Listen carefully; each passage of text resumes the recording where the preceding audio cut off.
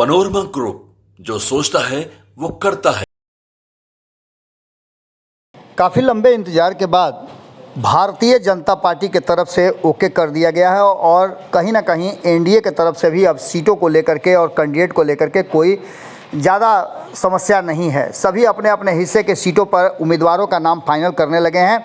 आपको बता दें कि जो पहले और दूसरे राउंड के चुनाव होने हैं उसको लेकर के जो फाइनल लिस्ट है और कैंडिडेटों का चेहरा है वो लगभग फाइनल हो चुका है। और बता दें आपको कि इसके साथ साथ जो बातें कही जा रही थी कि भारतीय जनता पार्टी के साथ साथ जो जनता दल यूनाइटेड है या फिर अगर बात करें हम एलजेपी की, तो सभी कहीं ना कहीं अपनी बात रख रहे हैं और इन बातों को लेकर के जो सीट शेयरिंग का समझौता था वो तो सुलझ ही गया था। अब कैंडिडेट के नाम भी फाइनल हो गए हैं। कैंडिडेट के नाम फाइनल होने के बाद लगभग 70% सीटों पे नए उम्मीदवारों की कहा जा रहा है कि उम्मीदवारी तय की जा रही है। उत्तर बिहार की लगभग 70% लोकसभा सीटों पर नए उम्मीदवार संभावित कहे जा रहे हैं और इसको लेकर के मंथन का दौर भी जारी है। 2019 की तुलना में अगर देखा जाए तो 2024 में परिस्थितियां बदली हैं और बदली हुई परिस्थिति में कई तरह के फैसले भी लिए जा रहे हैं। आपको बता दें कि दोनों गठबंधनों ने अपने अपने हिसाब से उम्मीदवारों की घोषणा की है और विन विन कंडीशन वाले उम्मीदवारों को खोजा गया है। बात करें अगर सीतामढ़ी की, तो सीतामढ़ी में जिस तरह से आपने देखा होगा कि संभावित नाम चल रहा है एनडीए के तरफ से, उसी तरह से आपको बता दें कि शिवहर की बात कर लें, समस्तीपुर की बात कर लें, हाजीपुर की बात कर लें, इन सभी सीटों पर जिन खेमे से जिस दल को उम्मीदवारी मिली है वो अपने अपने उम्मीदवारों को ठोक बजा रहे हैं। बात करें हाजीपुर की, तो हाजीपुर में भी उम्मीदवार बदले हैं क्योंकि पहले पशुपति कुमार पारस, अब यहाँ से चिराग पासवान का नाम सामने आया है। तो बात करें समस्तीपुर की, तो यहाँ भी उम्मीदवार बदलना लगभग तय है। एनडीए ने ये सीट जो है वो चिराग पासवान को दे दिया है। तो ऐसी स्थिति में प्रिंस पासवान का लड़ना संदिग्ध है। वहीं अगर बात करें सीतामढ़ी की, तो सीतामढ़ी की सीट पहले जदयू के पास थी, अभी भी जदयू के पास है और यहाँ देवेश चंद्र ठाकुर का नाम बहुत तेज़ी से चल रहा है। शिवहर सीट जदयू के लिए भारतीय जनता पार्टी ने छोड़ा है, यहाँ भी लवली आनंद का नाम चल रहा है, यानी उम्मीदवार यहाँ भी बदल रहे हैं। तो मुजफ्फरपुर की बात करें तो यहाँ भी गठबंधन में कहा जा रहा है कि भारतीय जनता पार्टी कोई बड़ा फैसला ले सकती है।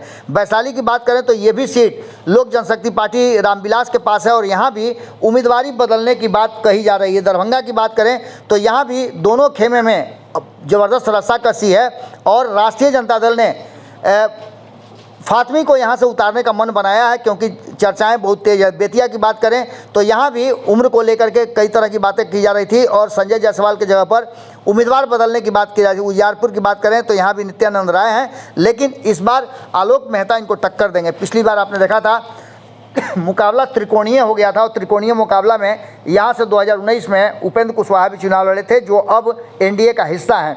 इन सारी बातों को लेकर के 2019 से बदली हुई परिस्थितियां हैं और हाजीपुर से लेकर के जो अन्य सीटें 5 सीटें दी गई हैं चिराग पासवान को, उस पर भी मंथन का दौर जारी है। तो वहीं दूसरी तरफ आपको बता दें 16 सीटों पर रात भर चले मंथन के बाद नीतीश कुमार ने भी उम्मीदवारों की स्क्रूटनी कर ली है और अंतिम लिस्ट तैयार लगभग कर ली है। तो भारतीय जनता पार्टी भी अपनी लिस्ट लेकर के बैठी है।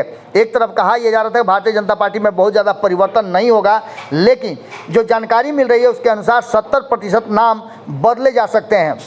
वक्त बदला है, समय बदला है और समय बदलने के साथ साथ बहुत सारी चीज़ें भी बदली हैं। 2024 का चुनाव कहीं ना कहीं नरेंद्र मोदी के हैट्रिक का चुनाव है, इसलिए कोई भी ऐसी बात नहीं करना चाहती है भारतीय जनता पार्टी या एनडीए को करने देना चाहती है, एनडीए घटक दलों को करने देना चाहती है जिससे कि समस्या हो। दूसरी तरफ आपको पता है कि किस तरह से राष्ट्रीय जनता दल ने कई उम्मीदवारों को सामने रख दिया है जो कभी एनडीए का हिस्सा हुआ करते थे। ऐसी स्थिति में 70% सीटों पर जो हमारी जानकारी मिल रही है, जो सूत्र बता रहे हैं उसके अनुसार भारतीय जनता पार्टी ने मुहर लगा दी है और 70% सीटों पर एनडीए के उम्मीदवार बदले हुए नजर आएंगे। जुड़े रहिएगा भारत लाइव के साथ।